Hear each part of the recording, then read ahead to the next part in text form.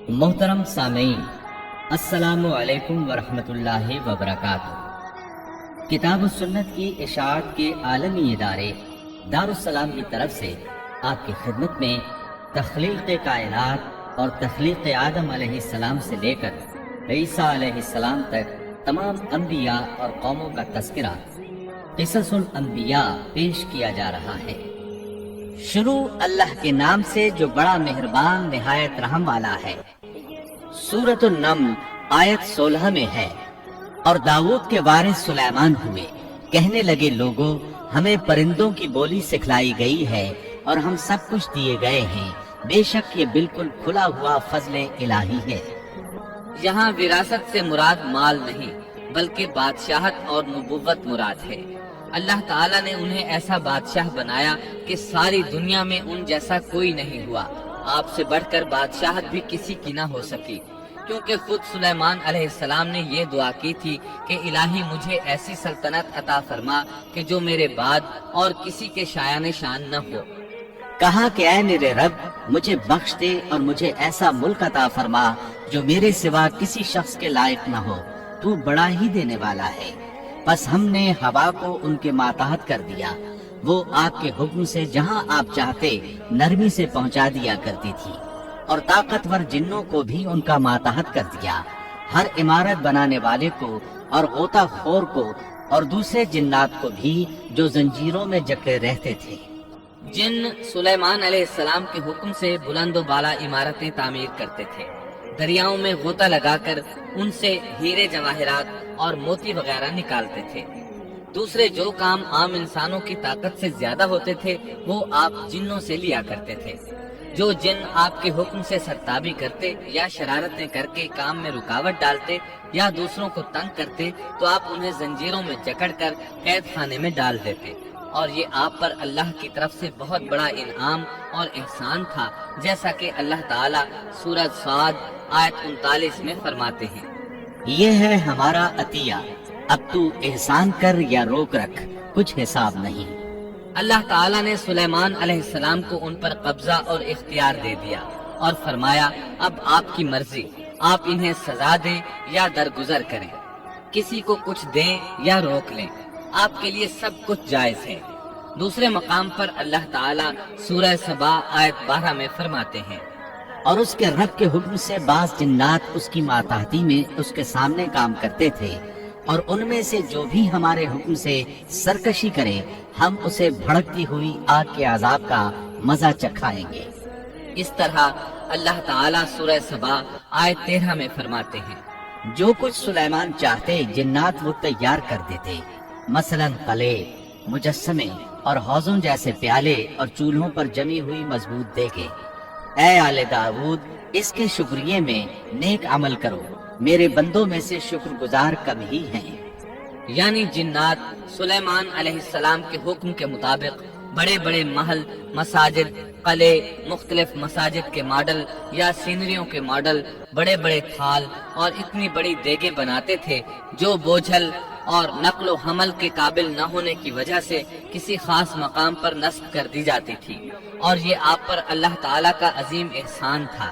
اس کے علاوہ دیگر معجزات سے بھی اللہ تعالیٰ نے آپ کو سرفراز فرمایا تھا، جیسا کہ سورۃ الانبیاء آیت 82 میں اللہ تعالیٰ فرماتے ہیں، اسی طرح بہت سے شیاطین بھی ہم نے اس کے تابع کیے تھے جو اس کے فرمان سے غوطہ لگاتے تھے، اور اس کے سوا بھی بہت سے کام کرتے تھے، ان کے نگہبان ہم ہی تھے۔ یہ تمام اقتدار اللہ تعالیٰ نے آپ کو عطا کیا تھا۔ آپ کے معجزات میں سے ایک معجزہ یہ بھی تھا کہ ہوا آپ کے لیے مسخر یعنی مطیع و فرما بردار تھی۔ اللہ تعالیٰ سورہ صاد آیت 36 میں فرماتے ہیں، بس ہم نے ہوا کو ان کے ماتحت کر دیا، وہ آپ کے حکم سے جہاں آپ چاہتے نرمی سے پہنچا دیا کرتی تھی۔ اللہ تعالیٰ سورۃ الانبیاء آیت 81 میں فرماتے ہیں، اور ہم نے تیز و تند ہوا کو سلیمان کے تابع کر دیا جو اس کے فرمان کے مطابق اس زمین کی طرف چلتی تھی جہاں ہم نے برکت دے رکھی ہے، اور ہم ہر چیز کا علم رکھنے والے ہیں۔ اسی طرح اللہ تعالیٰ سورہ سبا آیت 12 میں فرماتے ہیں، اور ہم نے سلیمان کے لیے ہوا کو مسخر کر دیا کہ صبح کی منزل اس کی مہینہ بھر کی ہوتی تھی اور شام کی منزل بھی مہینہ بھر کی ہوتی تھی۔ دیگر معجزات کی طرح اللہ تعالیٰ نے سلیمان علیہ السلام کو یہ معجزہ بھی عطا فرمایا کہ تیز و تند ہوا کو ان کا تابع فرمان بنا دیا۔ آپ اس ہوا کو جس طرح کا حکم دیتے وہ حکم کی تعمیل کرتی، اور اس طرح آپ 1 ماہ کا سفر چند گھنٹوں میں طے کر لیا کرتے تھے۔ داؤد علیہ السلام کو تو اللہ تعالیٰ نے لوہے کی ڈھلائی کا کام سکھایا تھا، جبکہ سلیمان علیہ السلام کو لوہے کی ڈھلائی کے علاوہ تانبے کی ڈھلائی کا فن بھی سکھایا۔ سورہ سبا آیت 12 میں اللہ تعالیٰ فرماتے ہیں، اور ہم نے اس کے لیے تانبے کا چشمہ بہا دیا، اس چشمے میں پانی کی بجائے تانبا بہتا تھا، آپ اس سے جو چاہتے بنا لیتے۔ آپ گھوڑوں کو بہت پسند فرماتے تھے، آپ کے پاس بہت سے گھوڑے تھے۔ اللہ تعالیٰ سورۃ صاد آیت 30 تا 33 میں فرماتے ہیں، اور ہم نے داؤد کو سلیمان عطا فرمایا جو بڑا اچھا بندہ تھا اور بے حد رجوع کرنے والا تھا۔ جب ان کے سامنے شام کے وقت تیز رو خاصے کے گھوڑے پیش کیے گئے تو کہنے لگے، میں نے ان گھوڑوں پر اپنے پروردگار کی یاد کو ترجیح دی، یہاں تک کہ آفتاب غروب ہو گیا۔ ان گھوڑوں کو دوبارہ میرے سامنے لاؤ۔ پھر تو ان کی پنڈلیوں اور گردنوں پر ہاتھ پھیرنے لگے۔ گھوڑے 20,000 سے زائد تھے۔ گھوڑوں کے معائنے میں ان کا روزمرہ کا ذکر رہ گیا، تب انہیں ذکر الہی کا خیال آیا، جس پر انہیں سخت صدمہ ہوا اور کہنے لگے کہ میں گھوڑوں کی محبت میں اتنا گم ہو گیا کہ سورج غروب ہو گیا۔ تو ان گھوڑوں کو دوڑایا کہ وہ نظروں سے اوجھل ہو گئے، پھر انہیں دوبارہ طلب کیا اور پیار محبت سے ان کی پنڈلیوں اور گردنوں پر ہاتھ پھیرنا شروع کر دیا۔ امام بخاری نے ابو ہریرہ رضی اللہ عنہ سے روایت کی ہے کہ ایک مرتبہ سلیمان علیہ السلام نے ارادہ کیا کہ اس شب میں اپنی بیویوں کے ساتھ ازدواجی فریضہ ادا کروں گا تو میری ہر ایک بیوی سے لڑکا پیدا ہوگا اور وہ میدان جہاد کا مجاہد بنے گا، لیکن اس ارادے کے ساتھ انشاءاللہ کہنا بھول گئے۔ اللہ تعالیٰ کو جلیل القدر پیغمبر کا یہ طرز پسند نہ آیا، چنانچہ اللہ تعالیٰ نے سلیمان علیہ السلام کے اس دعوے کو اس طرح غلط ثابت کر دیا کہ تمام بیویوں میں سے صرف ایک بیوی کے ہاں مردہ بچہ پیدا ہوا۔ تب سلیمان علیہ السلام کو احساس ہوا کہ یہ انشاءاللہ نہ کہنے کا نتیجہ ہے، چنانچہ انہوں نے فوری توبہ کی اور انشاءاللہ کہنے کو اپنا معمول بنا لیا۔ اللہ تعالیٰ نے آپ کو فیصلہ کرنے کی زبردست صلاحیت عطا فرمائی تھی۔ سورۃ الانبیاء آیت 87 میں ہے، اور داؤد اور سلیمان کو یاد کیجئے جبکہ وہ کھیت کے معاملے میں فیصلہ کر رہے تھے کہ کچھ لوگوں کی بکریاں اس میں چر چگ گئی تھی اور ان کے فیصلے میں ہم موجود تھے۔ ہوا یہ کہ 2 آدمی ہمسائے تھے، ان میں جھگڑا ہو گیا۔ ان میں سے ایک کے پاس کھیت تھا، اس میں اس نے فصل بو رکھی تھی، دوسرے کے پاس کچھ بکریاں تھیں۔ بکریوں کا چرواہا رات کے وقت دیوار والے دروازے کو بند کر دیتا تھا تاکہ بکریاں نکل کر فصل کو نقصان نہ پہنچائیں۔ ایک دن وہ دروازہ بند کرنا بھول گیا، بکریاں کھیت میں آ کر چرنے لگی، فصل خراب ہو گئی۔ دونوں داؤد علیہ السلام کے پاس آئے، اپنا مقدمہ پیش کیا۔ داؤد علیہ السلام قاضی بھی تھے۔ اس وقت سلیمان علیہ السلام کہیں گئے ہوئے تھے۔ داؤد علیہ السلام مقدمہ سن کر کہنے لگے، یہ بکریوں والے کی سستی کا نتیجہ ہے، اس کا حل یہی ہے کہ وہ تیری بکریاں اپنی تحویل میں لے لے۔ دونوں فریق باہر نکلے تو سلیمان علیہ السلام سے ملاقات ہوئی۔ انہوں نے تفصیل سن کر فرمایا، میرے ساتھ آؤ۔ وہ انہیں داؤد علیہ السلام کے پاس لے آئے اور بولے، اس مقدمے کا اس سے بہتر فیصلہ یہ ہے کہ یہ بکریاں زمین والے کو دے دیں اور زمین بکریوں والے کو۔ جب بکریوں والا زمین کو پہلی حالت میں اگا دے گا تو آپ دونوں کی چیزیں انہیں لوٹا دیں۔ اس دوران کھیتی کا مالک بکریوں کے دودھ سے فائدہ حاصل کرتا رہے گا۔ یہ فیصلہ زیادہ بہتر ہے، اس سے بکریوں والا اپنی بکریوں سے بالکل محروم نہ ہوا اور کھیتی والے کا نقصان پورا ہو گیا۔ یہ فیصلہ آپ کو اللہ تعالیٰ نے سمجھایا تھا۔ اللہ تعالیٰ سورۃ الانبیاء آیت 89 میں فرماتے ہیں، ہم نے اس کا صحیح فیصلہ سلیمان کو سمجھا دیا، ہاں ہر ایک کو ہم نے علم و حکمت سے نوازا تھا۔ بخاری اور مسلم میں ایک حدیث ہے، اس میں اسی قسم کا ایک واقعہ بیان ہوا ہے کہ 2 عورتیں اپنا مقدمہ داؤد علیہ السلام کے پاس لائیں۔ دونوں کو اللہ نے ایک ایک بچہ دے رکھا تھا۔ ایک بھیڑیے نے حملہ کر کے بڑی عمر والی کا بچہ چیر پھاڑ ڈالا۔ عورت چالاک تھی، اس نے چھوٹی عمر والی کا بچہ چھین لیا کہ یہ میرا بچہ ہے۔ داؤد علیہ السلام نے دیکھا بچہ بڑی عورت کے پاس ہے تو اس کے حق میں فیصلہ دے دیا۔ سلیمان علیہ السلام نے داؤد علیہ السلام سے اجازت چاہتے ہوئے کہا، کیا میں اس مقدمے کا فیصلہ کر سکتا ہوں؟ انہوں نے اجازت دے دی۔ سلیمان علیہ السلام نے عورت سے کہا، بچہ مجھے دے دو۔ بچہ ہاتھ میں لے کر انہوں نے تلوار نکالی اور دونوں عورتوں سے فرمایا، میں اس کے 2 ٹکڑے کر کے تم دونوں میں برابر برابر تقسیم کرنے لگا ہوں۔ یہ سن کر بڑی عورت بولی کہ ٹھیک ہے، جبکہ چھوٹی عورت مامتا کی وجہ سے چلا اٹھی کہ آپ اسے زندہ رہنے دیں اور اسے دے دیں۔ یہ سنتے ہی سلیمان علیہ السلام بول اٹھے، تو ہی اس کی ماں ہے، جس سے اپنے بچے کے ٹکڑے دیکھنا برداشت نہ ہو سکا، پھر بچہ اسے دے دیا۔ سلیمان علیہ السلام کا ایک تیسرا واقعہ قرآن میں یوں ہے، سورۃ النمل آیت 17 اور 18 میں ہے، اور سلیمان کے سامنے ان کے تمام لشکر جنات، انسان اور پرندوں میں سے جمع کیے گئے، ہر قسم الگ الگ کھڑی کر دی گئی۔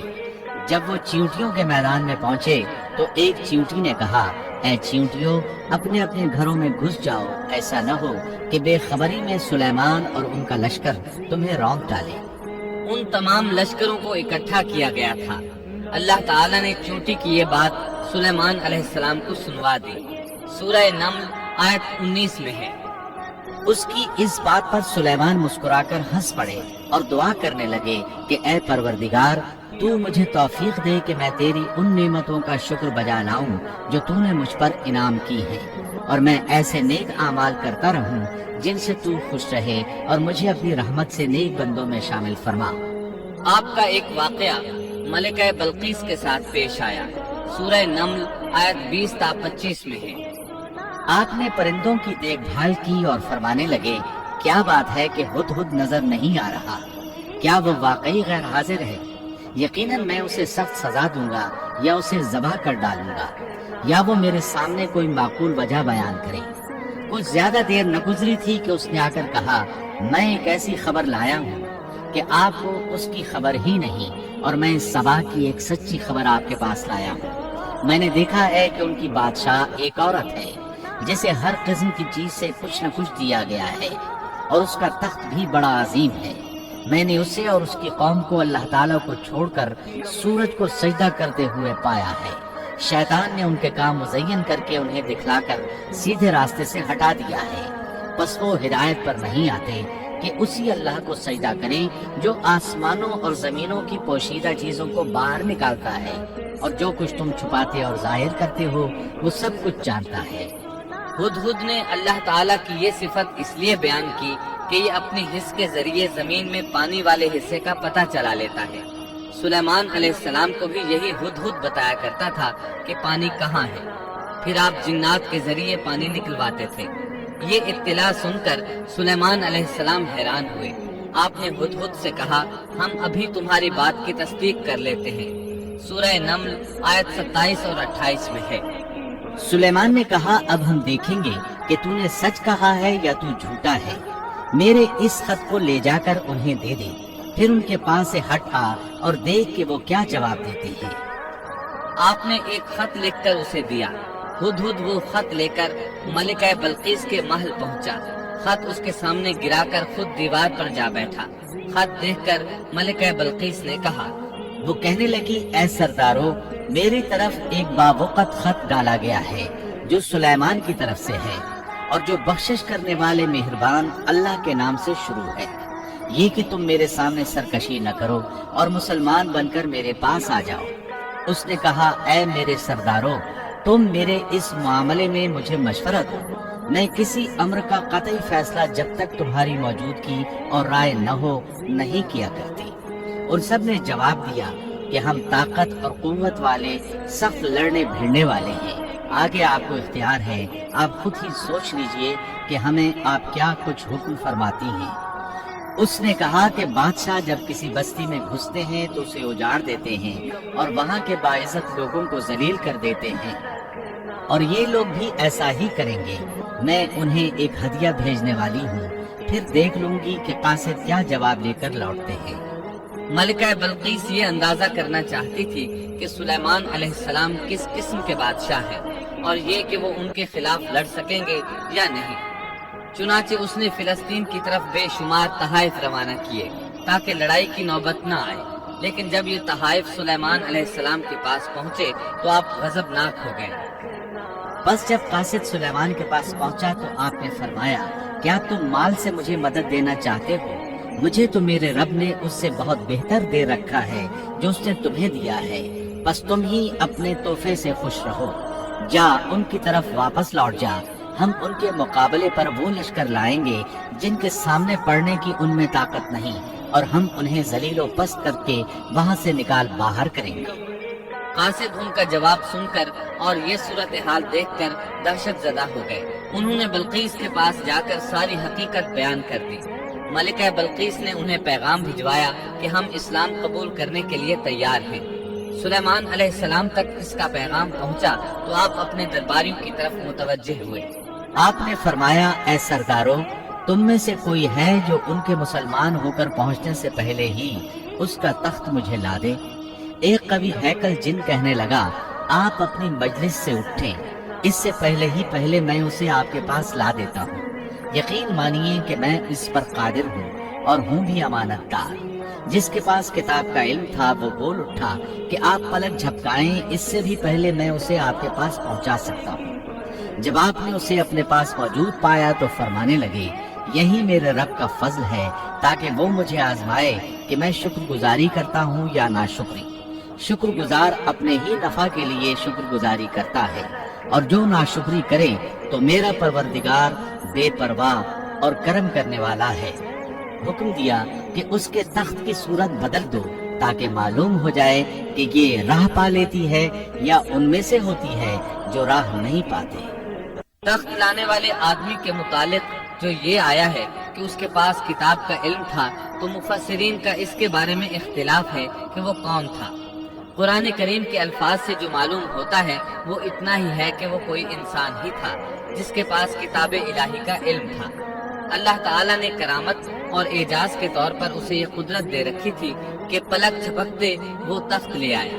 پھر سلیمان علیہ السلام نے تخت میں تبدیلی کا حکم دیا۔ تخت میں تبدیلی کا حکم سن کر اس میں سے ہیرے جواہر نکال دیے گئے اور دوسری جگہوں پر لگا دیے گئے۔ سورہ نمل آیت 42 اور 43 میں ہے۔ پھر جب وہ آ گئی تو اس سے کہا گیا کہ ایسا ہی تیرا بھی تخت ہے۔ اس نے جواب دیا کہ یہ گویا وہی ہے، ہمیں اس سے پہلے ہی علم دے دیا گیا تھا اور ہم مسلمان تھے۔ اسے انہوں نے روک رکھا تھا کہ جن کی وہ اللہ کو چھوڑ کر پرستش کرتی رہی تھی، یقیناً وہ کافر لوگوں میں سے تھی۔ اب سلیمان علیہ السلام کی ملکہ بلقیس سے گفتگو شروع ہوئی۔ پھر وہ اسے تخت کے پاس لے آئے۔ اس سے پوچھا، کیا تیرا تخت بھی اسی طرح کا ہے؟ اس نے بہت اچھا اور فصاحت سے بھرپور جواب دیا۔ اس نے نہ تو یہ کہا کہ ہاں، کیونکہ وہ تو اپنا تخت پیچھے سبا کے علاقے میں چھوڑ آئی تھی، یہاں کیسے آ سکتا تھا۔ نہ اس نے یہ کہا کہ نہ، کیونکہ یہ وہی محسوس ہو رہا تھا۔ البتہ اس میں قدر تبدیلی محسوس ہو رہی تھی۔ اس نے عجیب جملے میں جواب دیا کہ یہ وہی لگتا ہے۔ سلیمان علیہ السلام یہ جواب سن کر حیران ہوئے۔ اب آپ نے اسے اپنی سلطنت کا غلبہ دکھانے کے لیے ایسا منظر دکھایا جو کسی بشر نے آج تک نہیں دیکھا۔ چنانچہ آپ اسے ایک محل میں لے گئے۔ یہ مکمل طور پر شیشے کا تھا، اسے دوسری طرف دیکھا جا سکتا تھا۔ فرش بھی شیشے کا تھا، شیشے کے نیچے پانی چھوڑا گیا تھا، پانی چلتا رہتا تھا۔ آپ اسے لیے اندر داخل ہوئے تو وہ بہت حیران ہوئی کہ محل میں پانی بہہ رہا ہے۔ اس نے اپنا لباس کچھ اوپر کر لیا کہ بھیگ نہ جائے۔ اس نے اپنا پاؤں پانی پر رکھنا چاہا تو وہ شیشے پر پڑا، اور زیادہ حیران ہوئی اور شرمندہ بھی کہ دھوکہ کھا گئے۔ اور یہ سب کچھ جنات کے ذریعے تیار کرایا گیا تھا۔ سورہ نمل آیت 44 میں اللہ تعالیٰ فرماتے ہیں، اس سے کہا گیا کہ محل میں چلی چلو، جسے دیکھ کر یہ سمجھ کر کہ یہ حوض ہے، اس نے اپنی پنڈلیاں کھول دی۔ سلیمان نے کہا، یہ ایسا محل ہے جس میں نیچے بھی شیشے جڑے ہوئے ہیں۔ کہنے لگی، میرے پروردگار، میں نے اپنی جان پر ظلم کیا، اب میں سلیمان کے ساتھ اللہ رب العالمین کی مطیع اور فرمانبردار بنتی ہوں۔ یہ عظیم سلطنت دیکھ کر وہ جان گئی کہ سلیمان علیہ السلام صرف بادشاہ ہی نہیں نبی بھی ہیں، چنانچہ اس نے فوراً ایمان قبول کر لیا۔ سلیمان علیہ السلام کا سب سے بڑا کارنامہ یہ ہے کہ آپ نے مسجد اقصی تعمیر کروائی۔ اس کی پہلی تعمیر یعقوب علیہ السلام نے کرائی تھی۔ صحیح حدیث میں ہے کہ رسول اللہ صلی اللہ علیہ وسلم سے پوچھا گیا، زمین میں کون سی مسجد سب سے پہلے تعمیر کی گئی؟ آپ نے فرمایا مسجد حرام، یعنی مکہ معظمہ والی مسجد۔ پھر آپ سے پوچھا گیا کہ اس کے بعد کون سی مسجد زمین میں بنائی گئی؟ آپ نے جواب دیا مسجد اقصی۔ جب بخت نصر نے قدس پر قبضہ جما لیا تو اس نے مسجد اقصی ڈھا دی، لیکن پھر سلیمان علیہ السلام کو اللہ تعالیٰ نے بادشاہت عطا کی تو انہوں نے ازسر نو تعمیر کا کام شروع کرایا۔ اس کے ساتھ ہی انہوں نے ہیکل سلیمانی بھی تعمیر کروایا۔ یہود آج تک اس کو مقدس سمجھتے ہیں۔ یہ مسجد اقصی کے بالکل قریب ہے۔ مسجد اقصی کی فضیلت میں بہت سی روایات ملتی ہیں، جیسا کہ رسول اللہ صلی اللہ علیہ وسلم کا ارشاد ہے، مسجد حرام میں ایک نماز کا ثواب 1,00,000 نمازوں کے برابر ہے، مسجد نبوی میں ایک نماز کا ثواب 1000 نماز کے برابر ہے، اور مسجد اقصی میں 500 نمازوں کے برابر ثواب ملتا ہے۔ مسند احمد میں عبداللہ بن عمرو بن عاص رضی اللہ عنہما سے روایت ہے کہ رسول اللہ صلی اللہ علیہ وسلم نے فرمایا، جب سلیمان علیہ السلام نے بیت المقدس کو تعمیر کیا تو اللہ تعالیٰ سے 3 دعائیں مانگی، ان میں سے اللہ تعالیٰ نے 2 قبول فرمائیں اور ایک کے بارے میں ہم امید رکھتے ہیں کہ وہ ہمیں ملے گی۔ انہوں نے پہلا سوال یہ کیا کہ مجھے ایسی حکومت دے جو تیری حکومت کے موافق ہو، یعنی عدل و انصاف کی فراوانی ہو اور کسی پر ظلم و زیادتی نہ ہو۔ اللہ نے یہ دعا قبول فرمائی۔ دوسرا سوال یہ کیا، مجھے ایسا ملک عطا فرما جو میرے سوا کسی شخص کے لائق نہ ہو۔ اللہ تعالیٰ نے یہ دعا بھی قبول فرما لی۔ تیسرا سوال یہ کیا کہ جو شخص بھی گھر سے نکلے اور وہ مسجد اقصی میں نماز پڑھنے کا ارادہ رکھتا ہو تو وہ اپنے گناہوں سے اس طرح نکل جائے جس طرح کے پیدائش کے دن تھا۔ اس تیسرے سوال کے متعلق رسول اللہ صلی اللہ علیہ وسلم نے فرمایا، امید ہے یہ دعا اللہ نے ہمارے لیے رکھ لی۔ اللہ تعالیٰ نے انہیں اس قدر طاقت اور قدرت عطا فرمائی تھی، لیکن اس کے باوجود آپ بشر تھے اور موت ہر بشر کو پہنچ کر رہتی ہے۔ انسان جس قدر بھی قدرت حاصل کر لے، جتنا بھی غلبہ پالے، جتنی بھی عظمت حاصل کر لے، لیکن موت سے نہیں بچ سکتا۔ اللہ تعالیٰ نے تو نبی کریم صلی اللہ علیہ وسلم کے متعلق فرمایا ہے، سورۃ الزمر آیت 30 میں ہے، بے شک خود آپ کو بھی موت کا مزہ چکھنا ہے اور یہ سب بھی مرنے والے ہیں۔ اللہ تعالیٰ نے چاہا کہ سلیمان علیہ السلام کی موت سے بھی لوگوں کو عبرت ہو اور نشانیاں ظاہر ہوں، کیونکہ اس دور میں لوگ جنات کے فتنے میں مبتلا تھے۔ یہ خیال کرتے تھے کہ جنات کو غیب کا علم ہے۔ اللہ تعالیٰ نے چاہا کہ لوگوں کو سلیمان علیہ السلام کی موت کے ذریعے بتائیں کہ جنات کو علم غیب نہیں ہے۔ ایک دن سلیمان علیہ السلام نے جنات کو سختی کے ساتھ مسخر کیا اور وہ آپ کے سامنے کام کرنے لگے۔ آپ ان کی نگرانی کرتے رہتے۔ جنات کے دلوں میں آپ کا بہت خوف تھا۔ آپ انہیں سستی کرنے پر سخت سزا دیتے تھے۔ آپ کھڑے ان کی نگرانی کر رہے تھے۔ اس وقت آپ کی عمر 150 سال تھی۔ جنات بیت المقدس کی تعمیر میں مصروف تھے۔ ایسے میں آپ نے اپنا عصا پکڑا اور اس پر اپنی ہتھیلیاں ٹکا دی، پھر ہتھیلیوں پر اپنا سر رکھ دیا۔ اس طرح ان کی نگرانی کرتے رہے۔ اسی حالت میں اللہ تعالیٰ نے آپ کی روح قبض کر لی، تاہم آپ کی آنکھیں کھلی رہی۔ ادھر جن مسلسل کام میں لگے رہے۔ وہ یہی خیال کرتے رہے کہ سلیمان علیہ السلام زندہ ہیں اور انہیں دیکھ رہے ہیں۔ آپ کا خلیفہ آیا تو وہ جان گیا آپ انتقال کر گئے ہیں، لیکن اس نے بھی جنات پر یہ بات ظاہر نہ کی۔ اس طرح 2 سال گزر گئے۔ جن اس قدر سخت نگرانی پر حیران تھے۔ وہ دیکھ رہے تھے کہ 2 سال سے سلیمان علیہ السلام نے حرکت تک نہیں کی، پلک تک نہیں جھپکی۔ ادھر اللہ تعالیٰ نے دیمک کو سلیمان علیہ السلام کے عصا پر مسلط کر دیا۔ وہ اندر اندر لاٹھی کو کھوکھلا کرتی رہی۔ آخر لاٹھی ٹوٹ گئی۔ سلیمان علیہ السلام زمین پر گر گئے۔ اس وقت جنات کو پتا چلا کہ انہیں فوت ہوئے تو عرصہ دراز ہو چکا ہے۔ तब इंसानों को भी मालूम हो गया कि जिन्नात को गैब का इल्म नहीं है। अल्लाह ताला सूरह सबा आयत 14 में फरमाते हैं, फिर जब हमने उन पर मौत का हुक्म भेज दिया तो उनकी खबर जिन्नात को किसी ने न दी सिवाय घूम के कीड़े के जो उनके आसा को खा रहा था। बस जब सुलेमान गिर पड़े तो उस वक्त जिन्नात ने जान लिया कि अगर वो गैबदान होते तो इस जिल्लत के अजाब में मुब्तला न रहते। इस तरह अल्लाह ताला ने लोगों को मुत्तले कर दिया कि जिन्नात भी मखलूक हैं, गैबदान नहीं। अल्लाह ताला ही उन पर कादिर है। और इसी के साथ सुलेमान अलैहिस्सलाम का किस्सा अपने इख्तिताम को पहुंचा। सपोर्ट करें मेरे चैनल को, please like share subscribe my channel.